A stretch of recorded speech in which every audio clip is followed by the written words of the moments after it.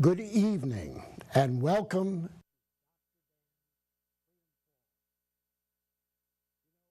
Past 100 years, we have seen a consolidation of power in Washington, D.C. through a series of progressive governments, very regrettable Supreme Court decisions, and a quest for power in the federal government.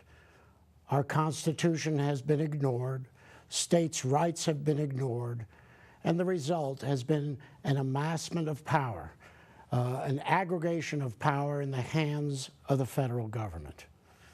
Because of this, people tend to look to Washington when they're talking about problems or issues that cause them concern and cause them harm.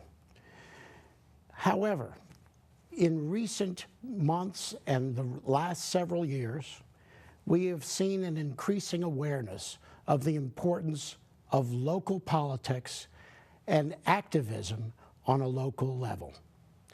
Tonight, I'm very happy to have with me Robert Malt, one of the founding members of Buncombe Forward, and which is a group of dedicated local activists who would like to make some changes for the betterment of Buncombe County right here locally.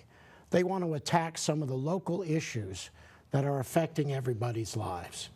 So Robert, it's glad to have you here. Thank you, Dan. We're going to talk about many different things tonight, but I want to start out with the number one issue. You have chosen for the very first issue of Buncombe Forward, you have chosen the sales tax that the progressive government here would like to raise in order to raise money. And so why don't you tell me about what this tax is, the sales tax that they want to impose upon the residents of Buncombe County. Okay. The county commissioners have put forth basically a referendum that will happen on Election Day, November 8th, on whether or not we have a sales tax increase of 1/4%. And while that doesn't sound like a lot, 1/4%, it amounts to taking about $7 million a year out of the local economy. Now this would be a sales tax just in Buncombe County? Just in Buncombe County. So of course there's not only the issue of the tax, but also the issue of, are we making local businesses less competitive to neighboring counties? The tax, of course, is being sold as something that will help AB Tech. They're going to use the money to build a building and rehab a few other buildings. But the reality is there is, other than just a non-binding resolution, there's nothing legally that says the money has to go to AB Tech. They could change their minds, put the money to some other nefarious use, or even if you believe all 5 county commissioners are sincere and they're going to send the money all to AB Tech, that doesn't bind future county commissions. One of the things that is apparent about taxes is they never go away.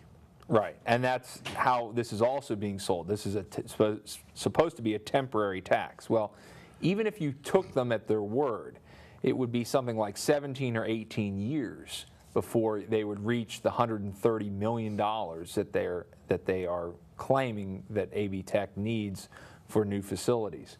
But as you know, there's nothing so permanent as a temporary government program, and I expect that this tax would be no different.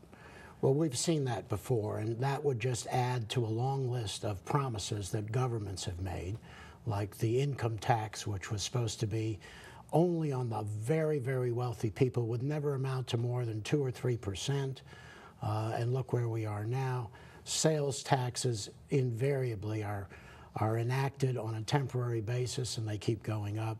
Withholding tax during World War II, it was only supposed to be for the duration of World War II to help fund the war effort, and of course we still have it now.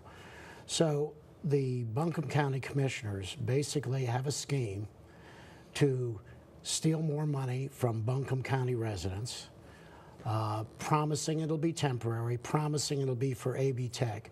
Right. But really, in essence, what you're looking at is a new tax on Buncombe County that probably will be here forever and will turn out to be used for whatever needs the Buncombe County Commission decide at the moment need to be funded. That's basically it in a nutshell. And who knows what it'll be used for in the future, even if it is in the immediate future used for AB Tech. It could be used for anything. There's nothing that binds this commission or future commissions on how it will be used. The other thing to note is the way this is being sold and the entire process. Obviously, scheduling it on an off year, an odd year election where normally only the municipal governments have elections. So basically, you have a situation where the city voters, particularly in the city of Asheville, which is the dominant municipality in Buncombe County, are used to going to the polls on odd years for city council races, of which we'll have one this year. County residents are not used to going to the polls at all, and this would be the only issue on the ballot, would be this referendum. So it's clearly designed to try to make it as likely as possible to pass this. Otherwise, why not schedule it for next year when the maximum number of voters will have a say in it, in the 2012 election? But obviously that probably decreases the likelihood that it would pass. And even if you think that maybe there was some good reason for this tax, there are a lot of people that may think that, but in a recession, to be putting this tax now is just bad policy. So let's look, before we go any further, they are planning to use, they state they're going to use this money for AB Tech. Right. $130 million. Right. Technically, they said 129. I rounded it to 130 because it's what's easier a for million me to among remember. friends? Right. So what exactly are they planning to do with $129 million? Well, see, that's the thing. When you hear a number like 129 as opposed to 130 or 120 or even 125, the average person would think that, okay, there's been some thought into this. They've done a budgeting, or they've put together some plans and about how the money would be spent. They maybe even have bids on what it would cost, or at least rough estimates what it would cost to rehab this building or build a new building. We just got information today, had some little research done. Apparently there is none of that. None of that. This number was picked out of thin air. It has no basis in any kind of research, any kind of studies, any kind of bids on what it would cost to build this building and rehab whatever other buildings need to be rehabbed that they say need to be rehabbed. That none of that work has been done, and so to me that just adds more credence to the argument that there may not be a real intention to use this money for AB Tech, or at least not for the long term, because how do you come up with $129 million? I mean, is it just sounded good, or that was a number that they thought they could sell? I don't know, but according to our information, there really is no budget. There's no line item that you can get down to the bottom that says, okay, this add it all together and this is $129 million. You'd think that if the commission was going to come to the people and say, we need X amount of dollars, you would think that there is some kind of fiduciary responsibility on the part of the commission to say, we need X amount of dollars, and this is the exact plan that we have to spend that money. Building A will be built for $7 million. Building B will be renovated for $1.6 million, and so on and so forth. The roadways will be improved, and that'll cost whatever. And then you have a budget, and you put a little percentage in there for various kinds of favors that they're probably doing for people, and for a little bit of inflation and whatever that'll happen over the course of time. But nevertheless, there would be a specific plan with specific numbers to say, I want $129 million, and I'm going to use $128 $8.9 million in order to get this thing accomplished. No, and none of that apparently has happened. And the whole thing stinks, really, to be quite frank with you. I mean, what was reported in the paper is that they're planning to use the money to build a single building and rehab a few other buildings. And just on the face of it, how does that even make sense? $130 million to build one building and rehab a few others? It doesn't add up. I mean, are they building the Taj Mahal? What are they building? It's supposed to be for health care. Of course, all of this just seems like it's designed to make a sales pitch. It's going to be AB Tech, which it's education. It's for training healthcare workers. It's temporary. It's this, it's that. It's all to grease the wheels, basically, to sell this thing. I don't believe any of it. And our preliminary research basically indicates that this is how this is going. In addition, fortunately, it's scheduled for, the vote is scheduled for November 10th, which is the regular election day in this off year. But there was no guarantee that would even happen. There have been cases where the referendum votes have been scheduled for oddball days, July 1st or even January 30th, and things like that, where they're designed basically for the minimum amount of voters to show up so they can get it passed.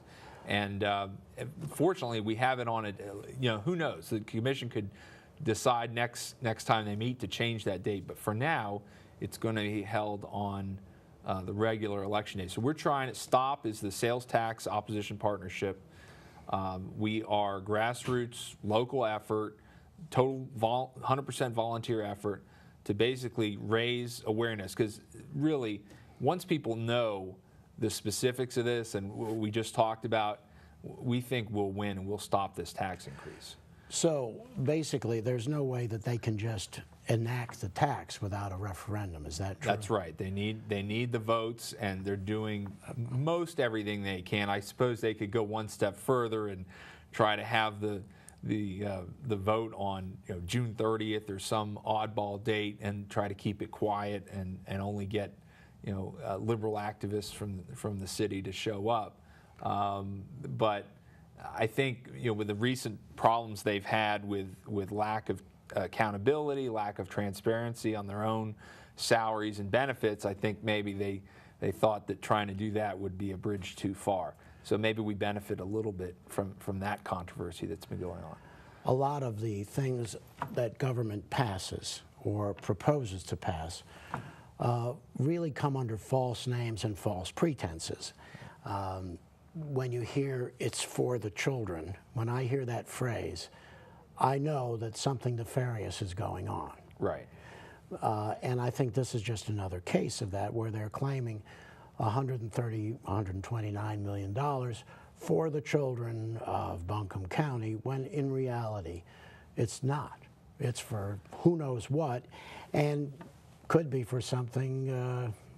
Could be for anything. Could be anything. They could spend it. There is no state law, and I have a very good source that briefed me on this today, said that basically the state law says they can use it for whatever they want. There's nothing they can do to put it in a lockbox or make sure that they spend it properly, or future commissions. There's nothing. It's totally in the general fund, so to speak, so it can be spent on anything.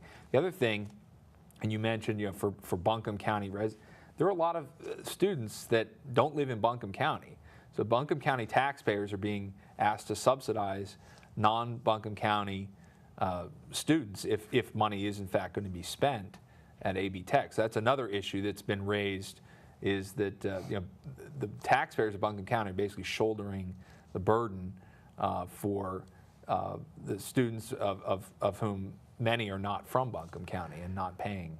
So in terms of the vote, you would have to be a resident of Buncombe County in order to vote. Is that yes, correct? a county resident. Not just the city. In other words, right. The entire county. Right. The city, of course, the municipal we have 6 municipalities in Buncombe County. The municipal elections are this year for all of the municipalities, and all of those polls will be open for the primary on the October 10th, and then the general election on November 8th.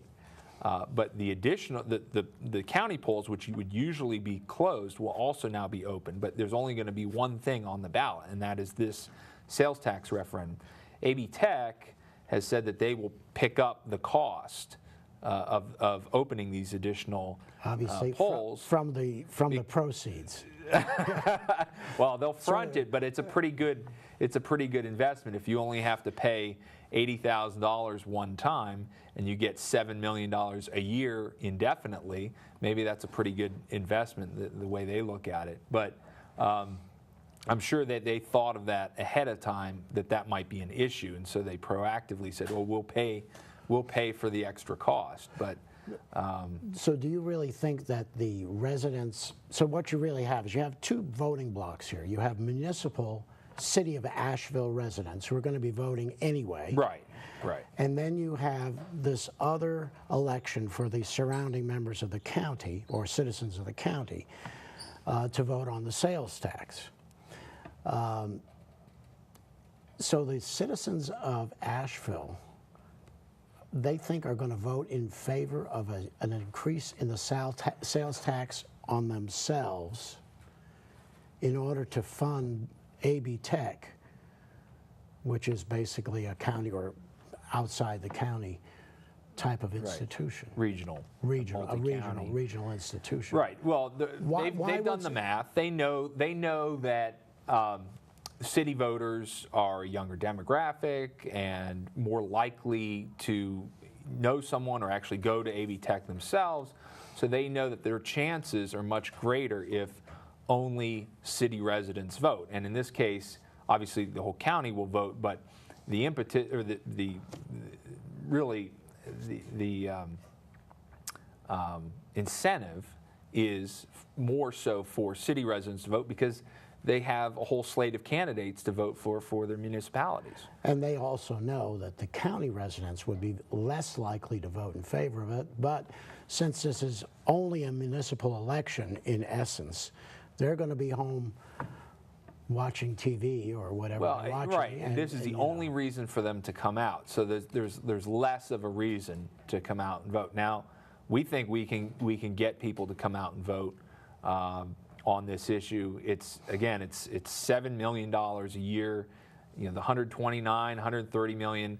To me, that's not even the real number because it's in perpetuity. So it's an infinite number. But it's $7 million a year coming out of the local economy.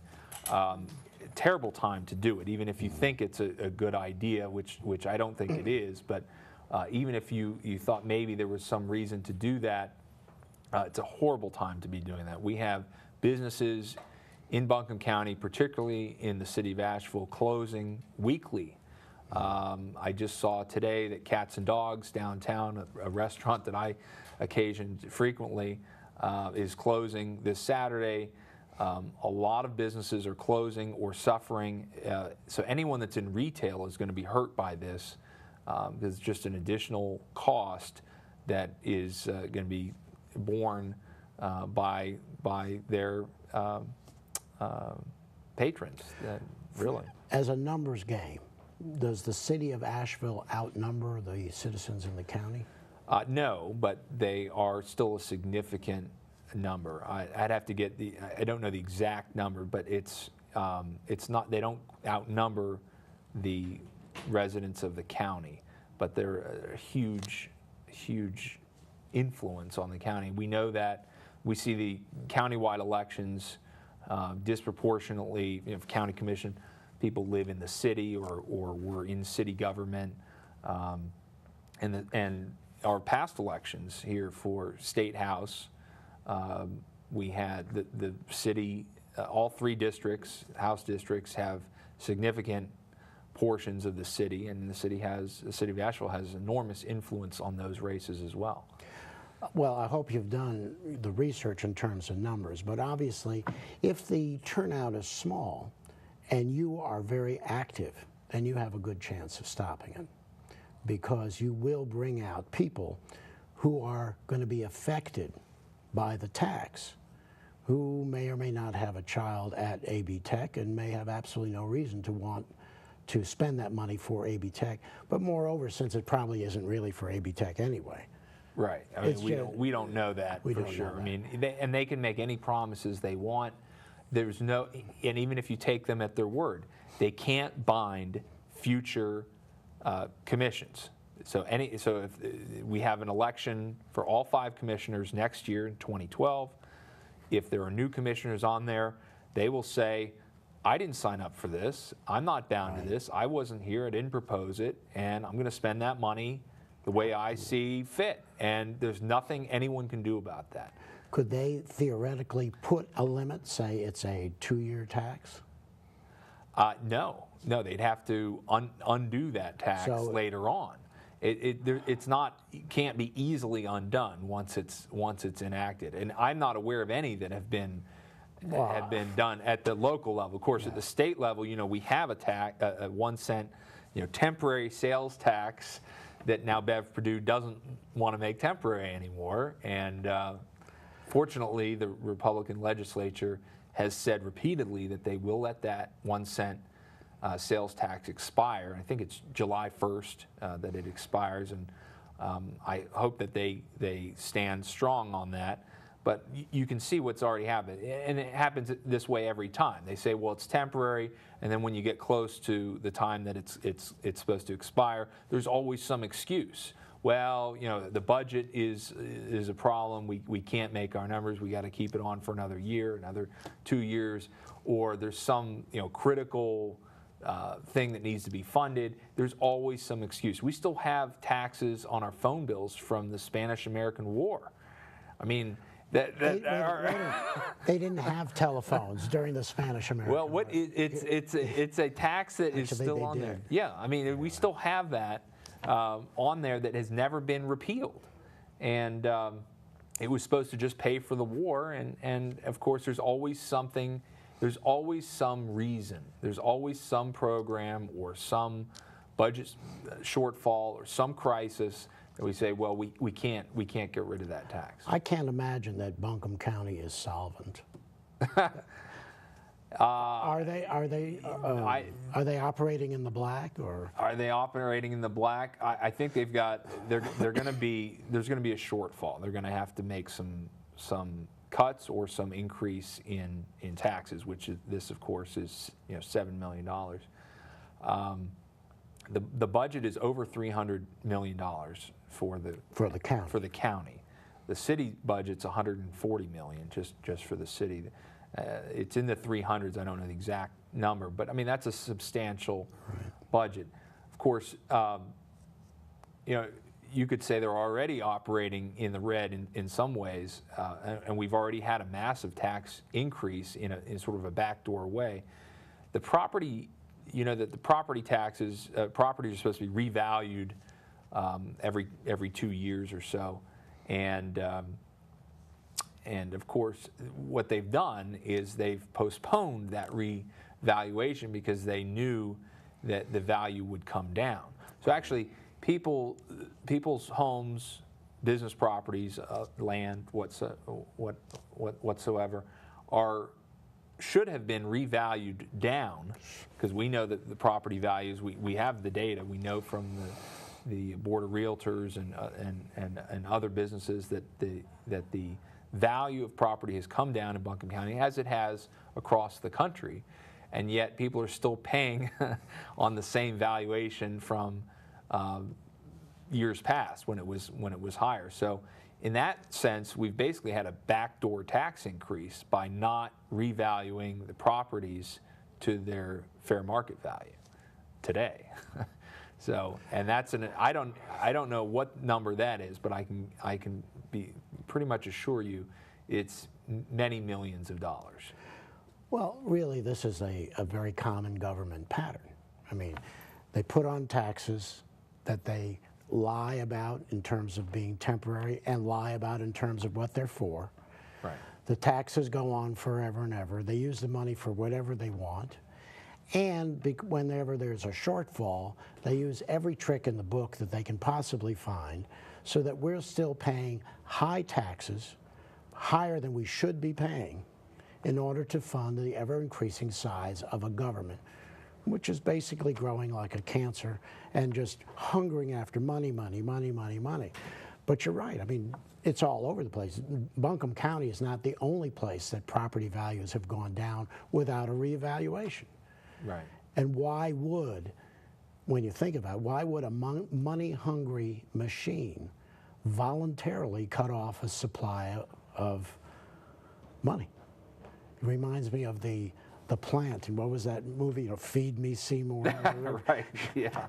Little Shop of Horrors. Little Shop of Horrors. Yeah. Right. That's really what the government is like. They're just constantly after money wherever they can find it, and this sales tax is just another scheme to get more money for whatever purposes. They probably don't even know what purpose they want to use the money for. They just say, we're going to get some more money. We're going to say it's for AB Tech, for the children. Right. We'll get some more money, and we'll figure out down the road how to use it, because we'll be able to. The most likely scenario, Dan, that I could see is they pass it, and then they say, and the next year's budget comes up, and they say, oh, no, we had no idea. You know, we got this huge shortfall. The economy's bad. The tax receipts are way down. So we can't use the money, you know, for AB Tech right now. We have to use it just to cover the shortfall in the current budget and what's currently allocated, and rather than actually reducing the size of government. So that if I had to bet, that's how it would work out. They'll say, look, we'll give it to AB Tech when we're on better financial footing. Of course, that never really comes. Well, it doesn't occur because they're busy spending more and spending more to hire more county employees and whatever. And so the size of government grows, and with this growth in the size of government, their control over the individual grows as well. And there's the never-ending cycle that we see in Buncombe County, in the state of North Carolina, and in the federal government. Right. A hunger for money, a hunger for power, and a hunger for growth. And like you said, it never ends. I mean, it's just a constant expansion. And you know, the best that people have done is sort of slowing it down or delaying it, but we never see government actually shrink. We just see maybe slowing its growth. And I think if the last election's any indication, and the amount of energy that's come up with you know, Tea Party and other conservative groups, is maybe now is the time that Americans are ready to say, look, government is just grown so big, so unmanageable, so costly, and we can finally see that the future is in jeopardy, and we're ready to do something about it. Obviously, our discussion has morphed into a larger issue, and that larger issue does involve the fact that more and more Americans are aware that government is out of control. It is far too large and steals far too much money from the population. So where do we get the pushback from? We get the pushback from the people who are earning their living by getting that money from the government. That's what's going on in Wisconsin, Illinois, and it's going to go on in Ohio. And it's already gone on in Raleigh. There was a demonstration in Raleigh over the weekend, or on Monday, actually. Yeah. About the same thing. And these are public employees who are in fear of losing their jobs, and we're paying for those jobs. Every single one of us is paying for those jobs. We have the right to set the limits on government. Right, and I think nobody would disagree that we need some level of government, but we should pay a fair amount for it. Right now, if you add in salary and benefits, public employees are earning twice what private employees are for the same job, the same equivalency. Government has basically gotten to the point where it funds its own growth, in the sense that public unions and even non-union public employees are contributing large sums of money to primarily one party, who then votes for increased funding for those public employees. And it becomes this vicious cycle self, perpetuation, and the taxpayer is basically funding their own destruction in a sense. They're funding the public employee unions and public employee advocacy groups to elect and push for more government, and it never ends. It's constantly growing, and I think what you're seeing in Wisconsin may be the stand that needs to happen. It's got to happen at some point, because we simply can't afford it. It's not a question of if, it's a question of when. At some point it's going to happen. If it doesn't happen in Wisconsin, it's going to happen somewhere else, because states and municipalities and counties are going broke, and they will go broke because there's no way to pay for it. I think that we will see a stand this year, because we did elect a number of fiscally conservative governors who understand that they must cut the spending. They must cut the spending, or else the state cannot survive as a functioning entity. And so you're going to see these confrontations in state after state after state when the governors stand up and say, we can't do it anymore. On a federal level, the Independence Caucus studied a lot of this. Where does the money go to? They followed the money trail. And one of the things that's especially distressing to me is that after the initial payoff or bribe occurs, we, the taxpayer, end up funding every single bribe from that point on. Right. They gave an example of a particular senator in California who got a $500,000 contribution from a group. And I'm not going to name names, I'm just going to say from a group. In return for the $500,000 contribution, a $5 million earmark was given to that group. And earmarks on a federal level is money that is given to specific people, projects, groups without the approval or the chance for approval or disapproval of anyone. Right.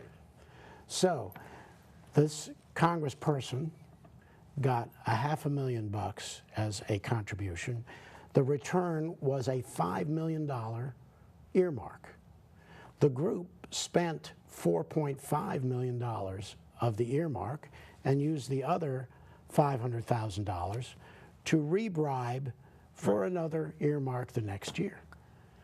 I mean, it's unbelievable, and it's so pervasive now. I liken it to it's a parasite. It's a situation where the taxpayers are riddled with these parasites that basically are killing the host. We can't afford it. We can't pay for this stuff. It's immoral. It should be illegal. And we've got to find a way to basically end all of the nonsense and all the earmarks, the corruption. If you're doing business with the federal government, you can't be giving money to the people that are voting on whether or not you get money from the federal government. I mean, there's no way to defend that on any kind of moral level. What is going on is, let's say, for instance, the workers at General Motors, got to vote on who was going to be on the board of directors. You can imagine what would happen. Candidate A would stand up and say, if you vote for me, 10% raises around the board. Candidate B would say, vote for me, I get you 12% raises. Right. And so you end up in a situation where the country could not, the company could not survive, and that's really what's going on all across the nation at this point. So it's very, very difficult to stop that. It has gotten to the point, it has mushroomed to the point where stopping it will be an absolutely Herculean task. Yeah, and I don't know that it can be, changed sort of incrementally, because the problem is so big, and the growth of the problem now, because we can't raise tax. You get to the point where you just can't raise taxes anymore because you become uncompetitive and you destroy the economy. We can't even borrow anymore. Well, we've We've already gotten to done the that. point where we just have to print, and that's really when you get into the end game of this whole thing. And what Republicans in Washington are doing is admirable, but $60 billion in cuts is a drop in the bucket. It's not even going to begin to solve the problem. It isn't even close. Not even close. It doesn't even. I mean, there are a lot of images we could talk about, but it is a pittance compared to what has to be done. 40 cents out of every dollar that the government spends is a borrowed dollar. We're borrowing 40% of what we spend, and borrowing from ourselves when there aren't enough takers for our debt, and it's a situation. It's sad because this isn't the first time. This isn't virgin territory in the sense that governments have done this throughout history, and it's always ended badly. I mean, you cannot print money. You can't print your way to prosperity. Else Zimbabwe would be the richest country in the world, okay, and not bankrupt. It always ends badly. It always creates huge problems. We'd be much better off biting the bullet now. What people don't understand is, they're looking for someone to say, I can fix this and make it all better and make it all go away. But worse than that, they're looking for someone who will say that and say, I'm going to do it by waving a magic wand over the problem, and Right. no one will get hurt and everyone will be terrifically fine. Right, and we'll go back to 2005 or 6 or Right. 4, and that's just not possible now. We're so far down this road that there's only bad choices and worse choices. There's only moderate pain today or catastrophe tomorrow by not doing anything about it. And that's, people aren't willing yet to do anything. And I don't know where this ends, but historically it's always ended badly. I just actually I just bought a note, the Weimar Republic. I bought on eBay a $50 million Reichsmark, $50 million Reichsmark that was worth, at the time it was printed, it was worth about $1. Right. And 8 years earlier, it would have been worth $12 million. Right, and when you talk about when we all discuss this, and when we talk about this, that in the Weimar Republic, which is probably one of the greatest examples of how bad this can really get, people were getting their pay in the morning, were running out to spend it at lunchtime, because by the time the evening came, what they got in the morning would be worthless. Right. I mean, I read a little bit about that last night. That very similar, that they were getting their pay in advance for the day. So it wasn't a thing where you got paid weekly or biweekly. That was no one. You couldn't do that. No, you couldn't do that. No one would take a job like that. You're basically working for free at that point. Right. After they were paid in advance, so they paid in the morning, and then given a half-hour break even before lunchtime to go out and buy stuff. Just buy stuff that they could use, food, or stuff that they could trade. Because, like you said, by the end of the day, I read something, I don't know the validity of it, but I read something that said that you'd order a cup of coffee and it would have gone up in price by like 50% by the time you finished the cup of coffee. And, I mean, it sounds almost unbelievable today, but like you said, it's a great example because we have pictures, we have detailed reports of what went on. So it's not like we're talking about the Roman era where people were clipping coins and debasing the metal and things like that, and it's sort of you don't really have the the clear evidence. Here we have pictures of people with wheelbarrows full of cash to buy one loaf of bread. It's that famous picture of that man with the wheelbarrow and the little girl on his side, his little daughter going to buy bread with a wheelbarrow full of money. Yeah, and that at least you could buy a loaf of bread. It got worse after that, where people were using it as wallpaper. People were using it as fuel for the wood stove. There's pictures of people shoveling money into their stove because it was worth more just to burn. Right. As bad a fuel as paper is, it was worth more to do that than because it had no value. You know, the problem is that people here really believe that it can't happen here. They believe that there's some kind of a protective umbrella over the United States that will protect us eternally against anything bad that can happen. The only real way that we have a chance of saving our nation is if we can convince enough people that this is real, that these things will happen, and that as much pain as there will be now by righting the situation, by becoming fiscally responsible now, all of a sudden, which will cause pain, they have to understand that if we don't, that what is going to come will be far worse. And really, there will be the question of whether people will survive it, physically survive it, because there are a lot of people who won't. I think one of the important points is that the people who are most affected by this are people on fixed incomes. I was just going to bring that up. They're the people who really have the least ability to adapt to a new situation. If I were 20 years old and I was in that situation, I can always chop wood, I can always do something.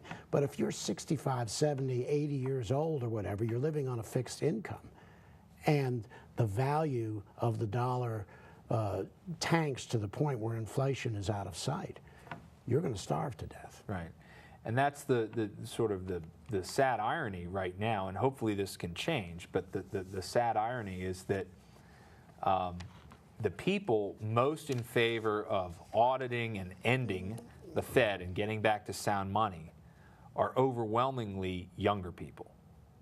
Okay? Older people who are retired on fixed incomes are not really that up on sound money and the Federal Reserve and all the dangers of fiat currency and all that. And like you said, it's people on fixed incomes that can't work anymore, that are at the, beyond their working years, that are the ones that will be most affected by this. Because if you're working, at least, even though your salary will not increase at the same rate as inflation, you still will lose. You won't lose as much. Won't lose as much. But we see this already today. For example, the last 2 years, Social Security recipients have received no increase. The COLA, cost of living adjustment, has been zero, right? So the check that they received 2 years ago is the same as they're receiving now. But we know the prices of things, particularly food and energy, which for someone on a fixed income who has a house that they've paid off, so they don't have a housing portion of their budget, that's a huge portion of their money that they're spending is on food and energy and medical care, and all of those things have gone up, and particularly food. And I do a lot of the shopping for my own household, and I see it every day. And yet the government keeps telling us that inflation is 1.5%, 2%. It's very little. It's very modest, and it's simply not true. I think all you need to do is go down to the supermarket and buy a pound of butter and look at the price. You probably will pass out between the cool case and the checkout line, because butter, bacon, meat, all of those, anything that you find now in the supermarket is significantly higher in price than it was even a year ago. Anyone who does the shopping, and I also do a lot of the shopping. So you know. So I know. And, the time is past when you can really just roll your cart down the aisle of the supermarket, putting things in left and right, and say, oh, I want some of this, I want some of that. Because if you do that, when you get to the checkout counter, you're going to have to take out a second mortgage in order to pay for what you have in your cart. And it really is sticker shock. And like we've both agreed, it's the people on fixed incomes who stand to lose everything. Everything that they've worked for, everything that they've saved for their whole lives, plan that they have made so they can have a comfortable retirement will be gone. It's all in jeopardy. I mean, unless you have a significant amount of your assets in something tangible, like the government should. like the government should. Yeah, that's something that would be inflation resistant. If you own precious metals or something like that, or if you owned an income producing property that you felt that wasn't, but even that, there's risks because if people can't afford, and with the rent, and people are now, we know that people are doubling up and tripling up and things like that to save money, which then exacerbates the already the problems we're already having in the housing market now, because now the absorption rate is being reduced because of that, and it's a serious problem. And that's why I think anyone that is of retirement age or nearing retirement age needs to really get educated on sound money, because this is their future. That the average age of the voter in Buncombe County in 2000, this past year, 2010, in early voting was 62 years old. So we know that the majority of voters are at or near the retirement age, and yet this issue has been kind of on the fringe. It's not been a big issue, but when gas goes up to $4 a gallon or higher, and food prices start going up even further, I think you'll see more people taking a second look at this issue. Well, you know that I am a strong proponent of sound money, and I think one of the worst things that ever happened, the two worst things that ever happened to the United States, is the Federal Reserve Bank, and when we went off precious metals, which is unconstitutional anyway. And when that happened, that is what allowed the government to borrow without risk, because they didn't need gold to back up their money. They had the Federal Reserve to monkey around, play with the money, and what we've ended up with now is worthless paper money. And it is unfortunate, but one of the pillars of Marxism and socialism is a central bank with worthless paper money, which is exactly what we have. We have a central bank completely out of the control of anyone. Anyone who thinks the Federal Reserve Bank is an arm of the U.S. government doesn't understand it. They're a private bank. We have no control over what they do, and they can add zeros electronically to any account they want to at any time, because the money is not backed by gold or silver or anything. Right, or oil or anything like that. There's no commodity behind the paper. And so what we've ended up with is really an engine of inflation and an engine to destroy the dollar. We created it, or we allowed it to be created, and now it is doing us in. All right, and we know that the value, the dollar's already 95. It's 5 cents essentially of what it was worth from 1913. 1913, and, right. And it's going to continue to go down. There's no question about that. The policy, the unofficial policy, is obvious of this government. It's to inflate the debt away. The problem with that is not only is it very difficult to do that. Once inflation gets out of the genie's out of the bottle, and it becomes well known by the general public. Most people don't know because either they aren't paying attention, or they believe the phony government numbers about inflation, or when they go to the supermarket, the price doesn't look like it went up, even though it's now a 10-ounce package instead of a 12-ounce package, those sorts of things. So it's difficult for people to see it. But that's why I think gas prices are probably the best indicator of where the public will see and begin to realize where inflation is, because that's not something you can really monkey around with. It is what it is. It's already over $3 here. It went up 5 cents just in one day. And it wouldn't surprise me if it was at $4 by summer. Oh, I'm sure it will be, because the prices of gas always go up in the spring. And as you know, I have a diesel truck. Right. And up until the last couple years, diesel has always gotten less and less expensive in the spring because it's not being used for home heating oil, and then more expensive in the fall. Right. But that hasn't happened. It just keeps going up. So not just the gas, but the other thing people will notice is electricity prices Sure. and the cost of keeping their homes at a nice temperature. Right. Natural gas, heating oil, it's all, I mean, it may go up in different, not uniformly, but it's going up. And there's nothing that's going to stop that. And energy is one of those areas where we have been hoodwinked as a nation.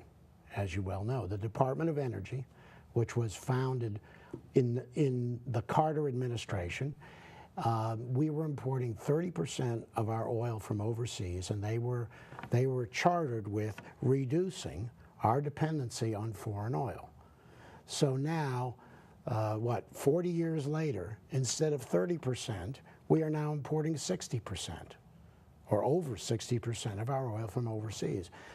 If that was a corporation, I would say to you, you know, they didn't do what they were supposed to do. They're out of business. Right. They have failed. They are a total, utter, complete failure. Why they're still in existence, sucking up tax money, is beyond me. Well, they need to go the way of the dinosaur. But that's every government department. I mean, almost universally they fail, and they never get shut down for failure. They always grow. And you look at you can look at the Department of Education when it was formed. How is our education, the education of our children, gone since the Department of Education was formed in, I think, 1957 or something like that? And it's gone progressively south. So, you know, everything the government touches basically turns to crap, to use the vernacular. I was hoping you weren't going to use the S-bomb. So you're right. But really it does. And you look at it, and you being a doctor, I mean, you can see firsthand the monkeying around and meddling in healthcare has led to lower quality care at higher costs. And basically, that's what you get. With socialism, you get less for more, and capitalism, you get more for less. And that's what people really don't understand. None of this is taught in school. People don't understand basic economics. They read the New York Times. The problem is that to most people, you say the word economics, and there's snoring around the room. So really, my job and your job, my job and the job of Dr. Dan's Freedom Forum is to go out among the public and say, look, don't go to sleep when I talk to you about economics, because what I'm going to talk about is going to determine whether you eat tomorrow or whether you have no food tomorrow, whether you can drive your car tomorrow or whether you're going to be stuck in your house because you can't afford the gas to get out, or whether you're even going to be able to turn the lights on in your house. Right. That's what I'm talking. I'm talking about that issue, and yes, it is economics. But if you think that it's not important, or you want to go to sleep instead of listening to me, you're going to be sitting in a dark, cold house next winter, you know, because you can't go anywhere, you can't heat it, you can't drive anywhere, and you're going to be starving. There's so many people, though, Dan, that think that the government just distributes money. Like it's just that there's no, they don't make the link between you actually have to produce in an economy to produce wealth, and things like that. And they just think that the government doles it out, and if you can vote your person in, that you'll get more, and that suddenly you'll be better off. And they have no understanding. We've been living beyond our means for so long now. We have practically, you know, a generation plus of people that really are going to have a rude awakening when it finally comes to the point where we have to live at or even below for a time our means, if it comes to that, to pay off, you know, the debts that we acquired living beyond our means, because we really have. And people see, to the extent that they see what's going on in the world in Greece and Ireland and places like this where they've had austerity measures and things like that, and because their current, basically the bond market has forced them into that, and we don't have that situation yet because we have the reserve, the United States dollar is the reserve currency, so we've had this sort of blessed status that I think has given us an enormous false sense of security. Yeah. Well, here's the deal. Look right at me. The government cannot give you anything that it does not first steal from someone else. Remember that. You're hearing it right here. The government cannot give you a single thing that it does not first steal from someone else. It's because the government is not a factory. It doesn't make anything. It can't make something and sell it to earn a living. The only way the government has money, besides printing it, is to take money from taxpayers. Those of you who are not paying any taxes, the people who are the zero liability voters, you think you're getting a free ride, but in the end, it will get you as well, because inflation gets everybody. And when the money runs out, there is no more. That's what socialism is. Socialism works very well until you run out of other people's money. Margaret Thatcher. Right. But that's the truth. It is. That is the absolute truth. And if people don't get that, we're really in for some terrible times. But that brings us right back to what we were talking about in the beginning, and that is acting locally.